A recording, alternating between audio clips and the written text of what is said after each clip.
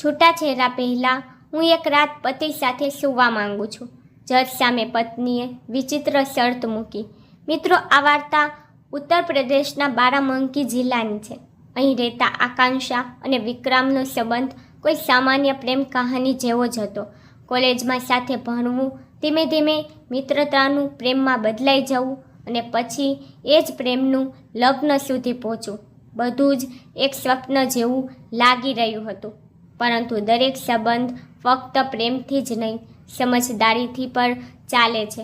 મિત્રો, ધીમે ધીમે સમય બદલાયો, સંજોગો બદલાયા અને કંઈક એવી ઘટનાઓ બની કે તેમના સંબંધમાં તિરાડો પારવા લાગી. એક દિવસ વિક્રમે આકાંક્ષાને એવી સ્થિતિમાં જોઈ લીધી જેનાથી તેના ભરોસાની દિવાલ એક જ પરમાં પડી ગઈ. શંકા, ઝઘડા અને તૂટેલા વાર્તાલાપ બધું જ સમાપ્ત કરી દીધું. વાત એટલી વધી ગઈ કે બંને અલગ થવાનો નિર્ણય કરી લીધો અને છૂટાછેરાની અરજી કોર્ટમાં દાખલ કરી દીધી. જે દિવસે કોર્ટમાં સુનવણી હતી તે દિવસે બંને પોતપોતાના પરિવારજનો સાથે ન્યાયાલય પહોંચ્યા. ન્યાયમૂર્તિ ભાનુ પ્રતાપસિંહ પ્રેમની ગણતરી મુજબ અનુભવી અને સંવેદનશીલ જજમાં થતી હતી. તેમણે સૌથી પહેલાં આકાંક્ષાને સવાલ કર્યો. આકાંક્ષા, તમે જે છૂટાછેરાની અરજી દાખલ કરી હતી, હવે જ્યારે વિક્રમ પણ સહેમત છે તો કહો, શું તમે હજુ પણ છૂટાછેરા ઈચ્છો છો કે કંઈ કહેવા માંગો છો?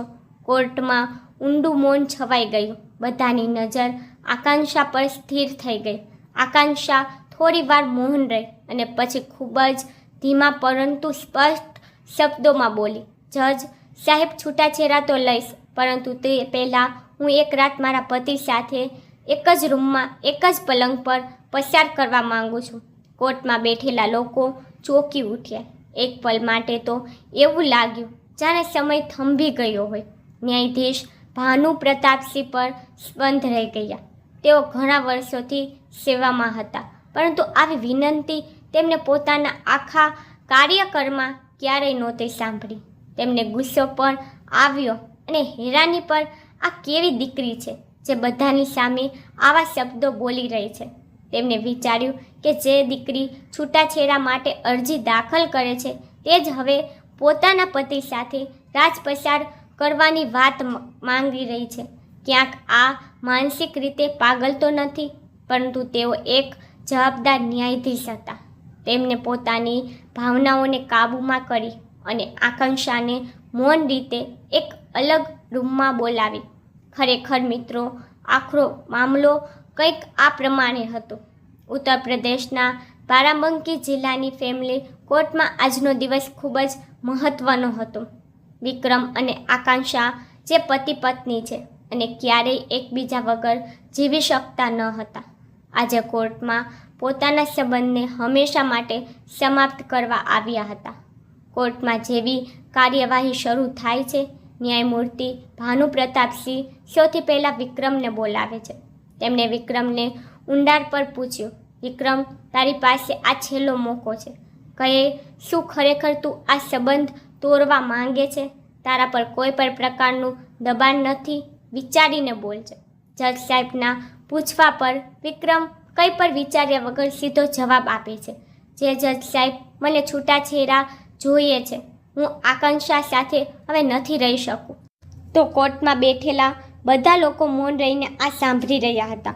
હવે આકાંક્ષાનો વારો આવ્યો ત્યારે ન્યાયાધીશે પૂછ્યું, આકાંક્ષા, શું તું પણ વિક્રમથી છૂટાછેરા લેવા માંગે છે કે કોઈ બીજી વાત કહેવા માંગે છે? આકાંક્ષાએ થોડાફર માટે આંખો બંધ કરી, પછી ખૂબ જ સમયે અને બોલી, હું પણ છૂટાછેરા આપવા માંગુ છું, પરંતુ છૂટાછેરા આપતા પહેલાં હું એક રાત મારા પતિ વિક્રમ સાથે એક જ રૂમમાં એક જ પલંગ પર પસાર કરવા માંગુ છું. મિત્રો, આ સાંભળીને આખો કોર્ટ હોલ જાણે મૌનમાં ડૂબી ગયો. ન્યાયાધીશ પર એક પલ માટે ચોંકી ઉઠ્યા. ચહેરા પર ગુસ્સાની લહેર દોડી ગઈ, પરંતુ તેમણે પોતાને કાબૂમાં કર્યા. અંદર જ અંદર વિચારવા લાગ્યા, આ કેવી માંગ છે? જે દીકરીએ છૂટાછેરાની અરજી પોતે જ દાખલ કરી હોય તે હવે પતિ સાથે એક રાત પસાર કરવાની વાત કરી રહી. ક્યાંક આ દીકરી પાગલ તો નથી? પરંતુ બીજા જ પલે જજ સાહેબનું અનુભવી મન બોલી ઉઠ્યું, સંબંધોનું મૂલ્ય ફક્ત કાયદો નથી નક્કી કરતો, ઘણીવાર માણસાઈ અને સમજદારી તેનાથી પણ મોટો ન્યાય કરી શકે છે. જો આપણે ફક્ત નિયમોના પાનથી જ નિર્ણય કરીશું તો ભાવનાઓ માટે જગ્યા ક્યાં બચશે? જજ સાહેબ ખુરશી પર માથું ટેકાવીને થોડી વાર ઊંડા વિચારમાં ડૂબી ગયા. જ્યાં સુધી આ બંને કાયદેસર રીતે પતિ પત્ની છે ત્યાં સુધી સાથે રહેવું કોઈ ગુનો નથી. જો એક પત્ની છેલ્લી વાર પોતાના પતિ સાથે રહેવા માંગે છે તો શું આપણે તેને રોકવી જોઈએ? તેમણે નક્કી કરી લીધું કે આજે નિર્ણય ફક્ત કાયદો નહીં, બીજા મોકાનો પણ હશે. તેમણે કોર્ટમાં નિર્ણય સંભળાવ્યો. કોર્ટ આ વાતની પરવાનગી આપે છે કે આકાંક્ષા અને વિક્રમ જો બંને સહેમત હોય તો તેઓ એક રાત સાથે રહી શકે છે. તેઓ હજુ પણ પતિ પત્ની છે.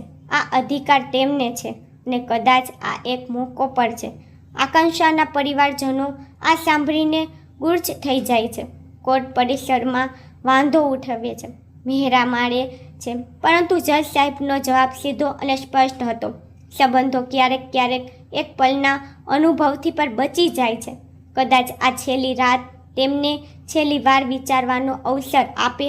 હું ફક્ત કાયદો નહીં, એક સંબંધને તૂટતા પહેલાં સંભાળવાનો અવસર આપી રહ્યો છું. મિત્રો, કોર્ટમાં જ્યારે ન્યાયમૂર્તિ ભાનુપ્રતાપસિંહે આદેશ સંભળાવ્યો કે આકાંક્ષા અને વિક્રમ એક રાત સાથે પસાર કરી શકે છે તો આકાંક્ષાના પરિવારજનો ચોંકી ગયા.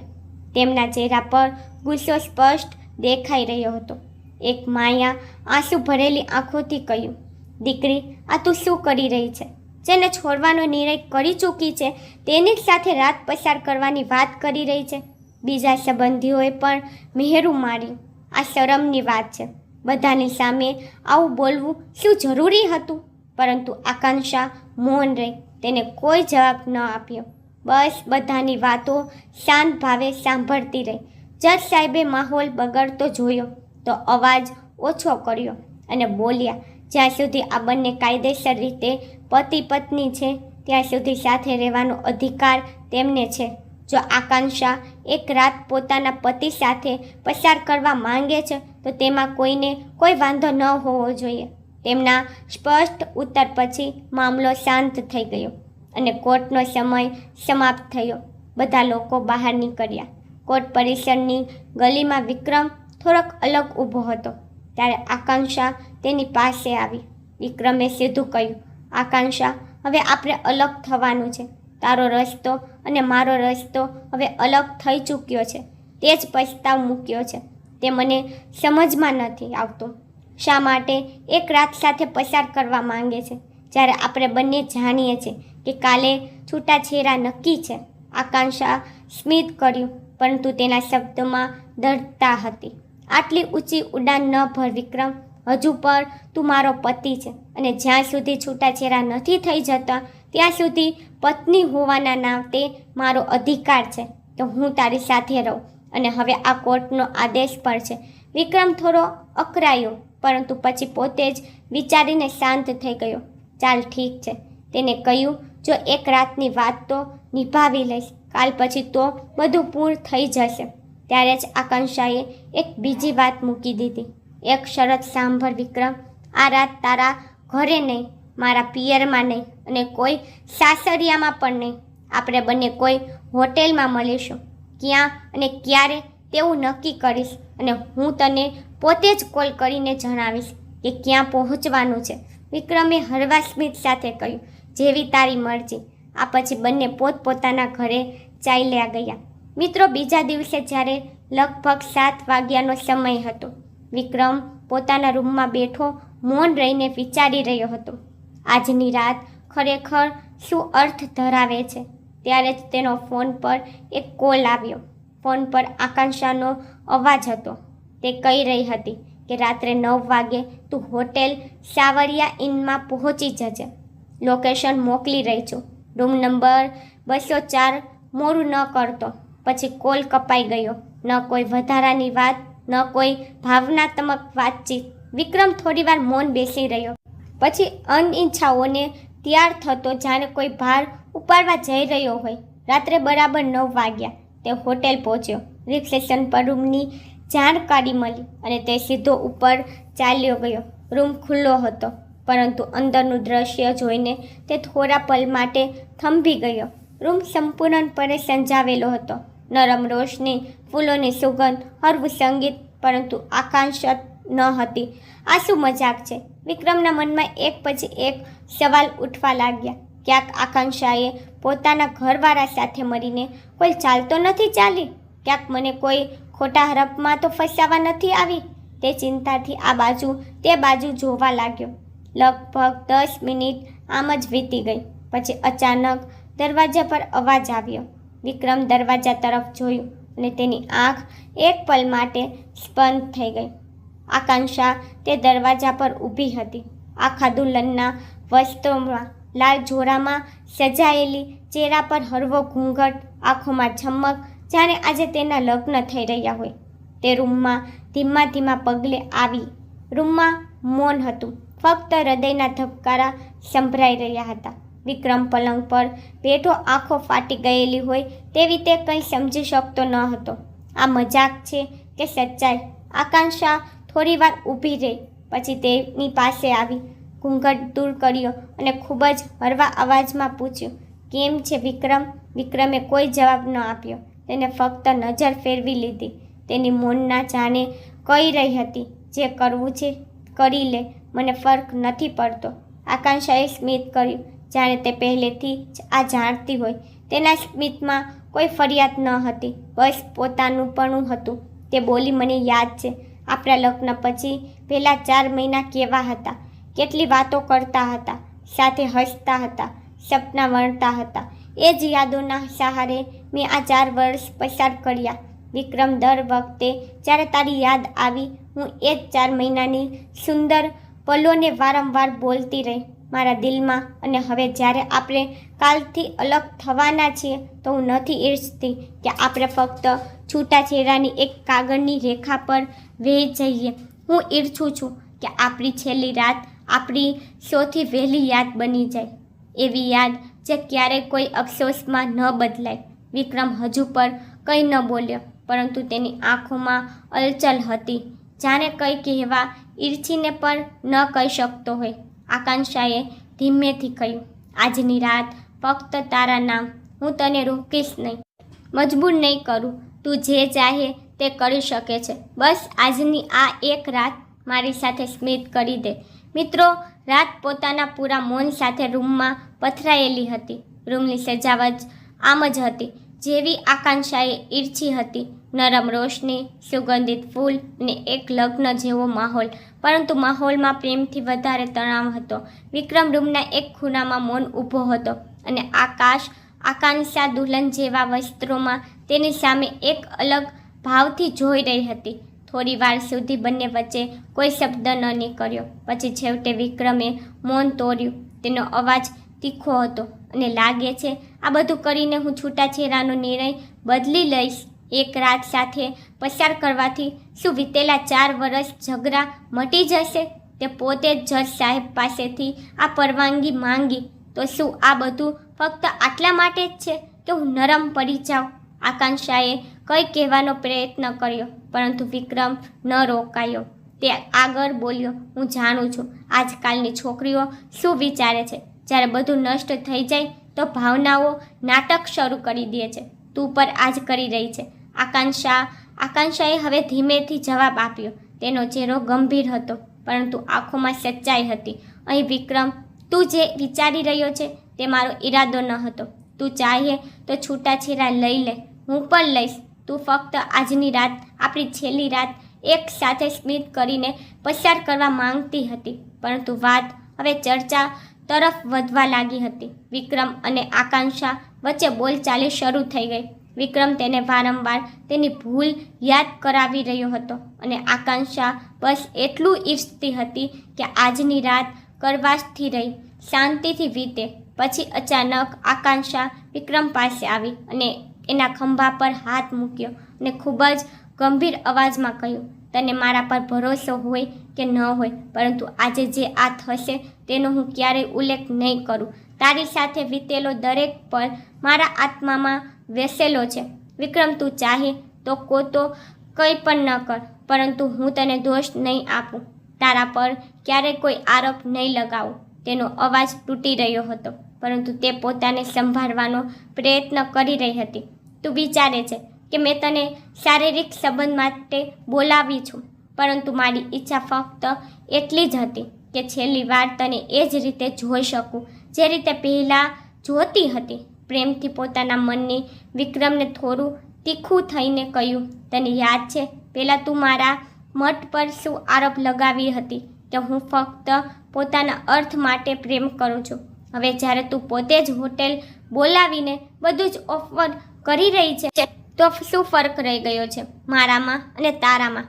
તેની વાતમાં ગુસ્સો હતો, પરંતુ દુઃખ પર છુપાયેલું હતું. આકાંક્ષાની આંખોમાં આંસુ ભરાઈ આવ્યા, પરંતુ તે સ્મિત કર્યું અને બોલી, ફરક બસ એટલો જ છે વિક્રમ, હું છેલ્લી વાર પ્રેમ નિભાવવા આવી છું, તું છેલ્લી વાર તર્ક કરવા આવ્યો છે.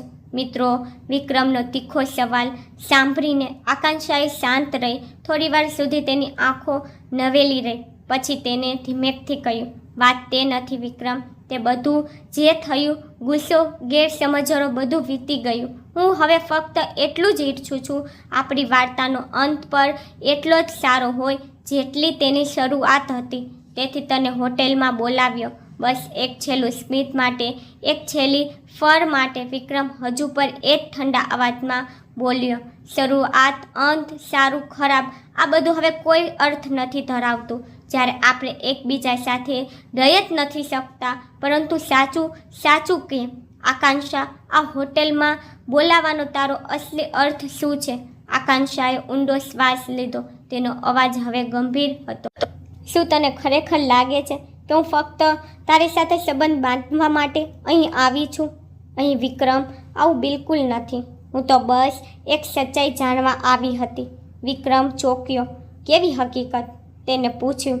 આકાંક્ષા આગળ વધી. તેને વિક્રમની આંખોમાં જોયું અને ધીમેકથી કહ્યું, 6 મહિના પહેલાં જ્યારે કોર્ટમાં તને જોયો હતો ત્યારે તો પહેલાં જેવો લાગી રહ્યો હતો, સ્વસ્થ, આત્મવિશ્વાસથી ભરેલો, પરંતુ આજે તને જોઈને હું ચોંકી ગઈ છું. તારો ચહેરો ઉતરી ગયો છે, આંખો ખાડામાં રમાઈ ગઈ છે, શરીર નબળું પડી ગયું છે, અવાજમાં પણ એ જ મજબૂતી નથી રહી. શું થયું છે વિક્રમ? આ બધું કેવી રીતે થઈ ગયું? ક્યાંક કોઈ બીમારી, કોઈ ગંભીર વાતો તો નથી? વિક્રમ પહેલાં તો વાત ટાળવા લાગ્યો. કંઈ નહીં, બસ આમ જ થોડી નબળાઈ આવી ગઈ છે. તેને પ્રયત્ન કર્યો કે વાત ત્યાં જ સમાપ્ત થઈ જાય, પરંતુ આકાંક્ષાએ તેનો હાથ પકડી લીધો અને કહ્યું, વિક્રમ, હું હજુ પણ તારી પત્ની છું અને એક પત્નીનો હક છે કે તે પોતાના પતિની તકલીફને જાણે. તો કહે, સચ્ચાઈ શું છે? વિક્રમે થોડા પલ માટે આંખો બંધ કરી લીધી. પછી તેને ધીમેકથી કહેવાનું શરૂ કર્યું, જ્યારે તું છોડીને ગઈ હતી ત્યારે મારી આસપાસ દરેક જણ બદલાઈ ગયું. ઘરવાળા મહેરા મારવા લાગ્યા, મિત્રો મજાક ઉડાવવા લાગ્યા. કોઈ કહેતો, જેને એક સ્ત્રીને નથી સંભાળી તે જિંદગી શું સંભાળશે? અંદરથી તૂટી ચૂક્યો હતો. ખાવા પીવાનું છોડી દીધું, પોતાની દેખભાળ બંધ કરી દીધી. એક રૂમમાં બસ પડ્યો રહેતો હતો. તો જાણે શરીર તો છે, પરંતુ આત્મા ક્યાંક બીજી જગ્યાએ ખોવાઈ ગઈ છે. મિત્રો, રૂમમાં ઊંડું મૌન છવાયેલું હતું. વિક્રમ મોહન બેઠો હતો અને આકાંક્ષા તેની તરફ એકટશે જોઈ રહી હતી. તેના ચહેરા પર ડર, હેરાની અને સવાલ બધું જ એકસાથે તરી રહ્યા હતા. પછી વિક્રમે કહ્યું, જે આકાંક્ષાને બિલકુલ તોડી નાખે તેવું હતું. વિક્રમે ધીમે ધીમે જણાવવાનું શરૂ કર્યું, એક દિવસ અચાનક મારા પેટમાં જોરથી દુખાવો થયો, એટલો અસહ્ય કે હું ઉઠી પણ ન શક્યો. કોઈ પણ રીતે હોસ્પિટલ પહોંચ્યો. ડૉક્ટરે તપાસ કરી અને પછી તે જણાવ્યું, તેને મારી જિંદગી જ બદલી દીધી. વિક્રમ થોડા પર માટે રોકાયો, પછી કાપતા અવાજમાં બોલ્યો, મને બ્લડ કેન્સર છે. આકાંક્ષા, મિત્રો, તે એક વાક્યને રૂમની અવાજ બદલી દીધી. આકાંક્ષા શ્વાસ જાણે થંભી ગઈ. તેનો ચહેરો પીળો પડી ગયો, હોઠ સુકાઈ ગયા. વિક્રમ આગળ કહેતો ગયો, ડૉક્ટરે કહ્યું કે આ બીમારી મારી બેદરકારીના કારણે વધી. જો શરૂઆતમાં ધ્યાન આપત તો કદાચ થોડી રાહત મળત, પરંતુ હવે ખૂબ જ મોડું થઈ ગયું છે. હવે ફક્ત 6 મહિનાનો સમય છે, કદાચ તેનાથી પણ ઓછો. જ્યારે મેં આ સાંભળ્યું તો મારી આંખો સામે અંધારું છવાઈ ગયું. હું વિચારવા લાગ્યો, જ્યારે હું જ નહીં રહું તો પછી તું ક્યાં રહીશ, કેવી રીતે જીવીશ? તેની આંખો હવે ભરાઈ આવી હતી. તેને પોતાની વાત ચાલુ રાખી. તારી સાથે રહીને મરવા નહોતો માંગતો, કારણ કે હું નહોતો ઈચ્છતો કે મારા મર્યા પછી તને લોક વિધવા કહે, સમાજની વાતો, સંબંધીઓના મહેરા, આ બધું સહન કરવું તારા માટે ખૂબ જ મુશ્કેલ થઈ જાત. તેથી જ મેં છૂટાછેડાનો નિર્ણય કર્યો, જેથી જ્યારે હું ચાલ્યો જાઉં તો તું મારી પત્ની કહેવાની જગ્યાએ એક સ્વતંત્ર સ્ત્રી રહી શકે, જે ઈચ્છે તે કરી શકે, ફરીથી લગ્ન કરી શકે, પોતાની જિંદગી ફરીથી શરૂ કરી શકે, કોઈ પર ભાર વગર. આ સાંભળીને આકાંક્ષાનું હૃદય જાણે છિરાઈ ગયું. તેને રડતા રડતા કહ્યું, આટલી મોટી વાત હતી વિક્રમ, અને તે મારાથી છુપાવી. કાશ તું પહેલાં જણાવી દે તો કદાચ હું ક્યારેય છૂટાછેડાના કાગળો લઈને ન આવત. તેની આંખોમાંથી આંસુ વહી રહ્યા હતા. વિક્રમે ધીમેથી તેનો હાથ પકડ્યો અને ખૂબ સંયમથી બોલ્યો, હવે જે થઈ ગયું તે થઈ ગયું. આકાંક્ષા, હવે સમય છે આગળ વધવાનો. કાલથી તો તું આઝાદ છે, અને હું બસ એટલું જ ઈચ્છું છું કે હું એક સારું જીવન જીવે અને મને મારા ભાગનો અધિકાર એકલા સહન કરવા દે. રૂમ એકવાર ફરી મનમાં ડૂબી ગયું. આ બાજુ વિક્રમે બારીમાંથી જોતા કહ્યું, સવાર થઈ ગઈ છે આકાંક્ષા, હવે મારે ઘરે જવું જોઈએ. હવે તું પર પાછી જા. ત્યારે આકાંક્ષા ધીમેથી સ્મિત કર્યું અને કહ્યું, ઠીક છે, પરંતુ તેના ચહેરા પર જે ભાવ હતા તે ઠીક છે તેનાથી ક્યાંય ઊંડા હતા, જાણે કોઈ વાવાઝોડું હજી અંદર ફરી રહ્યું હોય. જ્યારે તે હોટેલથી બહાર નીકળી અને એકલામાં આવી તો તેના અંદર વિચારોનો એક સમુદ્ર હિલોડો મારવા લાગ્યું. જે પતિ માટે આપણે દર સોમવારે ઉપવાસ રાખ્યો, જેની લાંબી ઉંમર માટે વ્રત કર્યા, જ્યારે એ જ આજે જીવનનો અંતિમ મોડ પર ઊભો છે, તો શું હું તેને આમ જ એકલો છોડી દઉં? જેને હવે સૌથી વધારે મારા સાથની જરૂર છે, હું જ તેની સૌથી મોટી કમી બની જાઉં. તેની આંખોમાંથી આંસુ નીકળવા લાગ્યા. તે પોતાને કોસવા લાગી. હું કેવી રીતે વિચારી શકું છું કે હું તેને છોડી દઈશ? હું જ કેમ નહીં તેના જીવનનું કારણ બનું? આ વિચારોમાં ડૂબેલી આકાંક્ષા પોતાના ઘરે પહોંચી ગઈ, અને ત્યાં જ બીજી બાજુ વિક્રમ પણ મૌન પાછો ફર્યો. પોતાના અંદર એક અજીબ શાંતિ અને અધૂરપણું લઈને બીજા દિવસે સવારે 10 વાગ્યે બંને પોતપોતાના પરિવારજનો સાથે કોર્ટમાં હાજર થયા. કોર્ટમાં એકવાર ફરી તે જ હલપહેલ હતી. ન્યાયમૂર્તિ ભાનુ પ્રતાપસિંહ ખુરશી પર બેઠા હતા અને તેમણે કાર્યવાહી શરૂ કરી. સૌથી પહેલાં તેમને વિક્રમથી પૂછ્યું, વિક્રમ, શું તારો નિર્ણય હજુ પણ તે જ છે? શું તું આકાંક્ષાથી છૂટાછેડા લેવા માંગે છે? વિક્રમે એક પલ વિચાર વગર ઉત્તર આપ્યો, હા જજ સાહેબ, મારો નિર્ણય પહેલાં જેવો જ છે. મને આકાંક્ષાથી છૂટાછેડા લેવા છે. આખા કોર્ટ આ સાંભળતા શાંત રહ્યો. જજ સાહેબે હળવી નજર આકાંક્ષા પર નાખી. તેમને પૂરો વિશ્વાસ હતો કે જ્યારે એક પક્ષ એટલો સ્પષ્ટ છે તો બીજા પક્ષ પણ છૂટાછેડા લઈને સહમત થઈ જશે. પરંતુ પછી તેમને આકાંક્ષાથી પૂછ્યું, આકાંક્ષા, તારો શું ઈરાદો છે? શું તું પણ આ છૂટાછેડા સ્વીકારે છે? બીજા જ પલે એક એવો જવાબ આવ્યો જેને આખા કોર્ટ હોલને બંધ કરી દીધો. નહીં જજ સાહેબ, હું છૂટાછેડા લેવા નથી માંગતી. વિક્રમની સાથે જ રહેવા માંગુ છું. આખો કોર્ટ ચોંકી ગયો. આકાંક્ષાના પરિવારવાળા પર આવક રહી ગયા. કાલ સુધી જે દીકરી કહી રહી હતી કે સંબંધ સમાપ્ત કરવાનો છે, આજે તે કહી રહી હતી કે તે સંબંધ નથી તોડે. જજ સાહેબ પણ હેરાન હતા, પરંતુ ક્યાંક ને ક્યાંક તેમના ચહેરા પર એક હળવી સંતોષનો ભાવ હતો. તેમણે પૂછ્યું, પરંતુ કાલ સુધી તું છૂટાછેડા લેવા માંગતી હતી. આકાંક્ષા હવે અચાનક આ બદલાવ કેમ? આકાંક્ષાએ પોતાની આંખોમાં આંસુ રોકાતા કહ્યું, કારણ કે કાલ સુધી મને નહોતી ખબર કે વિક્રમ કયા દુઃખમાંથી પસાર થઈ રહ્યો છે, પરંતુ આજે જ્યારે મને આ માલુમ પડ્યું કે તે મોતની ડેલી પર છે, તો હું કેવી રીતે તેનો સાથ છોડી દઉં? જજ સાહેબે હવે ગંભીર થઈ ગયા. તેમણે વિક્રમ તરફ જોયું અને પૂછ્યું, શું આ સાચું છે? વિક્રમ તને કોઈ ગંભીર બીમારી છે? વિક્રમ કંઈ ન બોલ્યો. ખંભા ઝુકાવી દીધા અને ધીમેકથી માથું હલાવી દીધું. પરંતુ કોર્ટમાં કોઈ મેડિકલ રિપોર્ટ રજૂ કરવામાં આવી ન હતી જેનાથી આ જાણકારી ઔપચારિક રીતે પ્રમાણિત થઈ જઈ શકે. જજ સાહેબ બોલ્યો, જુઓ, જ્યાં સુધી કોઈ મેડિકલ દસ્તાવેજ કોર્ટમાં જમા નથી થતો, આપણે તેને ફક્ત એક ભાવનાત્મક પ્રક્રિયાના રૂપમાં જોઈ શકીએ છીએ. કોઈ રૂપમાં એક પલ માટે જાણે સમય સ્થિર થઈ ગયો હોય તો બધાની નજર આકાંક્ષા પર ટકેલી હતી. તેને ના ફક્ત છૂટાછેડાની ના પાડી હતી, પરંતુ વિક્રમની સાથે કોઈ પણ હાલમાં રહેવાની ઘોષણા પર કરી દીધી હતી. ન્યાયમૂર્તિ ભાનુપ્રતાપસિંહ થોડા ઔપચારિક હતા.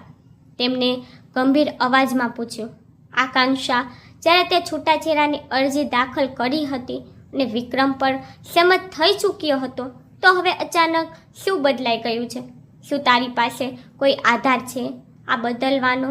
આકાંક્ષાએ જવાબમાં એક કાગળની ફાઇલ આગળ વધારી. જે હા જજ સાહેબ, આ ડૉક્ટરી રિપોર્ટ છે.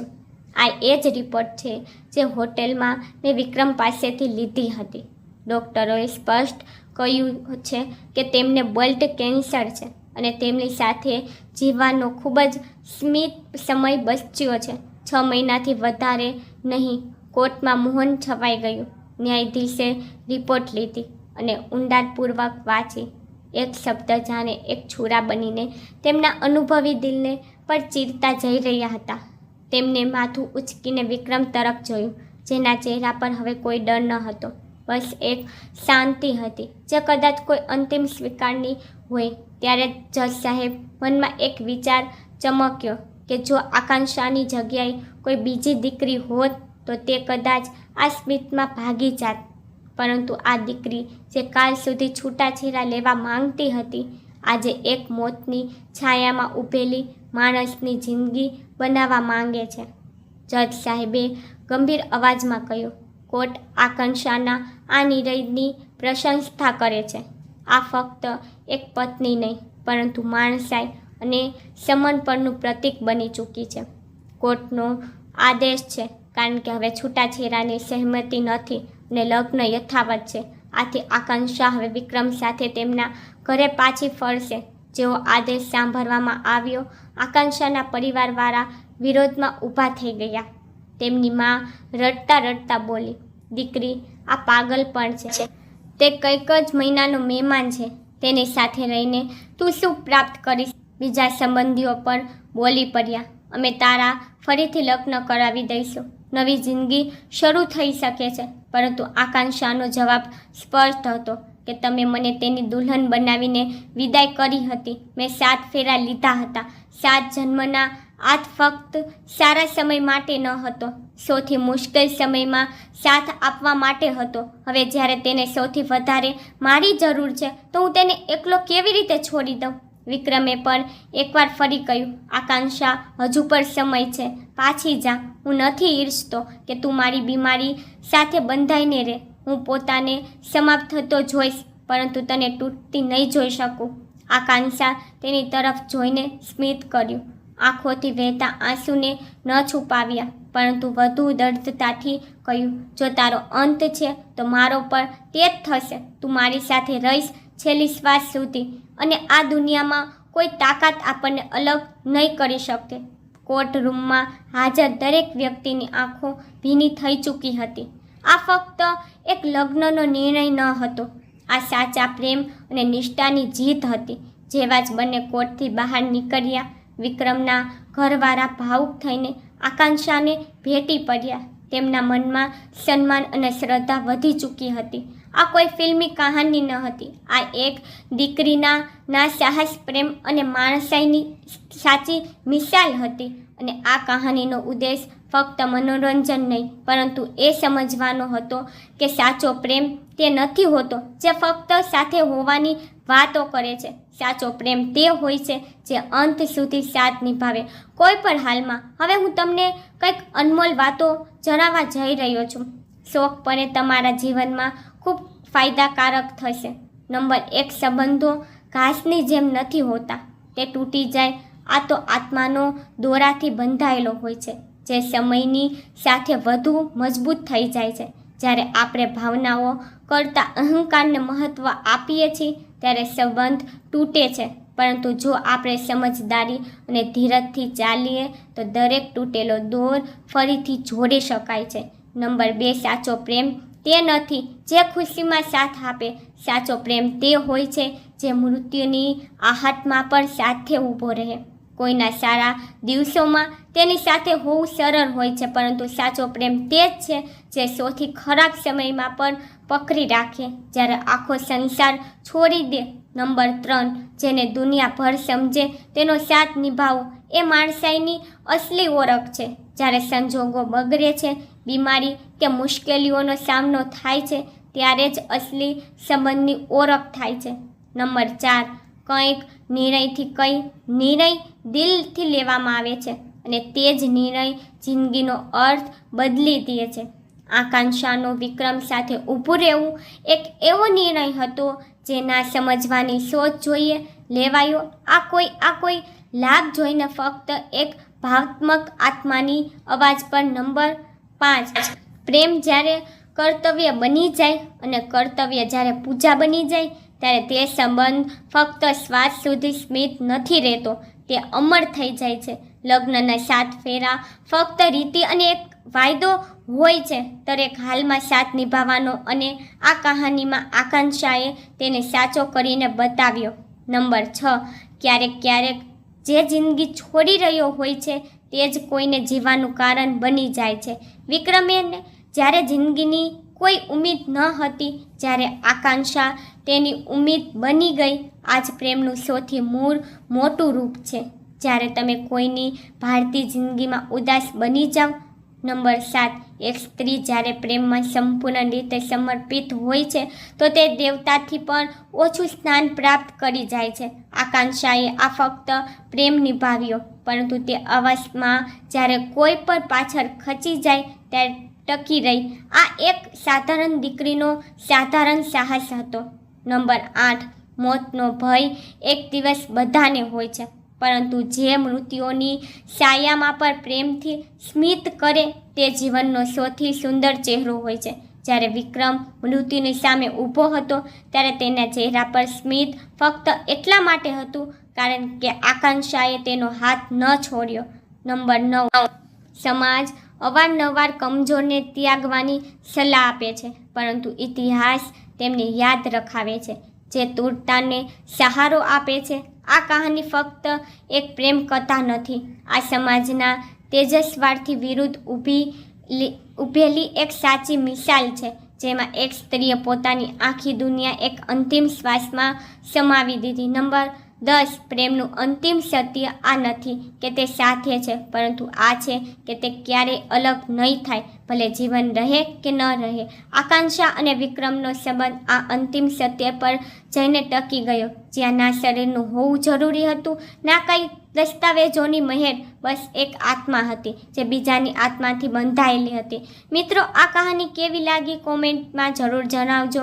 તો ચાલો મળી લઈએ તમને આગલા વિડીયોમાં એક બીજી કહાનીમાં. તમારો બધાને ખૂબ ખૂબ ધન્યવાદ. જય હિન્દ, જય ભારત.